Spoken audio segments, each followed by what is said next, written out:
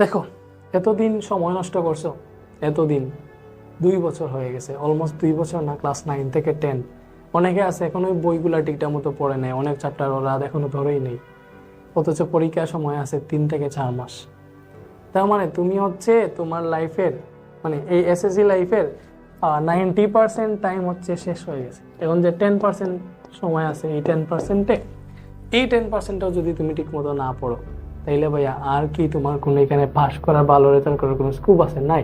এই শেষ সময় একটা কামব্যাক দরকার না ভাইয়া? কেন একটা কামব্যাক দরকার না? তুমি ভালো করে পড়ো, প্রতিদিন 7-8 ঘন্টা পড়ো ভাই, প্রতিদিন 7-8 ঘন্টা পড়ো। পড়তে কারো ভালো লাগে না ভাই, অনেকবার বলছি। পরিবারের কথা চিন্তা করো, ভবিষ্যতের কথা চিন্তা করো, যে আমি কেন পড়তে হবে। মানে কারোরই পড়তে ভালো লাগে না, বাট আমি কেন পড়বো? বিকজ আমি, তুমি চিন্তা করো, মানে আমি পরে, বাট আরও তো অনেক কাজ আছে। তুমি চিন্তা করো, আমি গরুর ঘাস পর্যন্ত কাটছি ক্লাস 3-4-5-এ।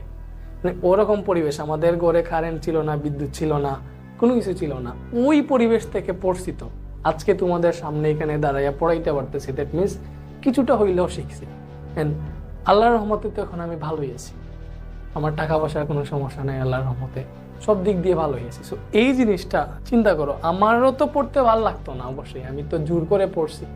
এই যে সিলেবাস, ভাইয়ার যে রিভিশন বেচার ক্লাস, শুধুমাত্র ওইগুলাই যদি তুমি করো। এসএসসি 25 ব্যাচ, তোমরা এখন পর্যন্ত যারা হচ্ছে মুভিতে সময় পাস করতেছো, যারা ফেসবুকে সময় নষ্ট করতেছো, যারা ইউটিউবে সময় নষ্ট করতেছো, ইভেন হচ্ছে যারা হচ্ছে তোমার হচ্ছে খেলাধুলা নিয়ে ব্যস্ত আছো, ফ্রি ফায়ার নিয়ে ব্যস্ত আছো, পাবজি নিয়ে ব্যস্ত আছো, তোমাদের প্রতি আমার কয়েকটা কথা আছে।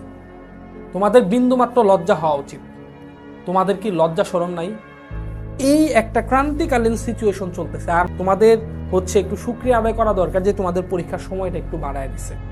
তো এই সময়টা তুমি যদি কাজে না লাগাও, এখন যদি এভাবে তুমি সময়টা নষ্ট করো, তুমি ইনডিরেক্টলি কার ক্ষতি করতেছো সেটা তুমি বলতে পারো?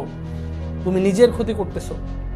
তোমার বাবা মা যে স্বপ্ন দেখে তোমাকে লালন পালন করছে, তোমাকে স্নেহ করছে, সেই স্বপ্ন বাস্তবায়ন করার একটা মূল সময়ের মধ্যে তুমি দাঁড়ায় আছো।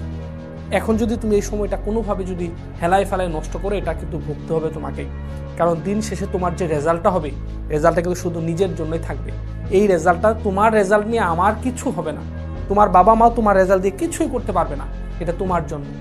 বাট বাবা মা তোমার কাছে কি চায়? বাবা মা তোমার কাছে চায় হচ্ছে সুন্দর একটা রেজাল্ট। তো প্রায় হচ্ছে 14 থেকে 15টা বছর যাবত বাবা মা তোমাকে লালন পালন করছে, যত্ন করছে, তোমার প্রতি, তোমার পড়ালেখার প্রত্যেকটা বই তোমাকে কিনে দিছে, তোমার প্রতি ইনভেস্ট করছে, তোমাকে হচ্ছে টিউটরের ব্যবস্থা করে দিছে, অনলাইন কোর্সের ব্যবস্থা করে দিছে, তোমাকে হচ্ছে গাইড কিনে দিছে, তোমাকে হচ্ছে বিভিন্ন ব্যাচে যুক্ত করে দিছে। যত টাকা লাগে বাবা মা দিচ্ছে। বাবা মা তোমার কাছ থেকে কি চাচ্ছে বিনিময়? বাবা মা কি চাইছে তোমাকে রান্না করে দিতে, তোমাকে হচ্ছে এইটা দিতে, ওইটা দিতে? এগুলা কিছু বলছে যে আজকে আমাকে ইনকাম করে 1000 টাকা ইনকাম করে দে? এগুলা কিন্তু কিছু বলে নাই। তোমার বাবা মা তোমার কাছে চাচ্ছে তুমি ফাইনাল পরীক্ষায় রেজাল্টটা ভালো করো। সর্বোচ্চ কি করবে বাবা মা? তার প্রতিবেশীদের একটু ফোন দিয়ে বলবে, তার ভাই ভাইস্তা যারা আছে সবাই একটু ফোন দিয়ে বলবে যে আমার ছেলে প্লাস পাইছে। এই তো বাবা মা তো তোমার কাছে এটাই চাচ্ছে, বিশেষ কিছু তো চায় নাই। তো তুমি, তোমার কি লজ্জা করতেছে না? আল্লাহ রাসূল তোমার এখন যেটা কাজ, আমি তোমাকে কথা দিচ্ছি, তুমি যত দুর্বল স্টুডেন্টই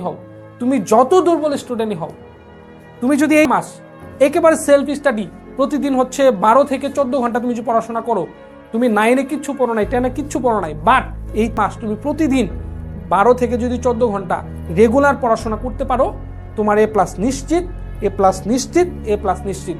তোমার ভাগ্যে যদি নাও থাকে তবুও তুমি এ প্লাস পাবা। এখন বলতে পারো স্যার ভাগ্যে না থাকলে কিভাবে এ প্লাস পাবো? জি, ভাগ্যে না থাকলেও ভাগ্য পরিবর্তিত হয়। আল্লাহ তাআলা কোরআনের মধ্যে একটা আয়াতে বলছে, আমি ততক্ষণ পর্যন্ত মানুষের ভাগ্য পরিবর্তন করি না যতক্ষণ না চেষ্টা করে। তার মানে কি? চেষ্টার মাধ্যমে ভাগ্য পরিবর্তন করা যায়, চেষ্টার মাধ্যমে ভাগ্য পরিবর্তন করা যায়। সো এখনো তো মাস সময় আছে, তোমার সেলফ স্টাডির দরকার। 3টা মাস হার্ড অ্যান্ড সোল ট্রাই করতে পারো, 12 ঘন্টা করে মিনিমাম সেলফ স্টাডি রেগুলার করতে পারো। আল্লাহ যদি সহায় হয়, তোমার রেজাল্ট ভালো হবে, ভালো হবে, ভালো হবে ইনশাআল্লাহ।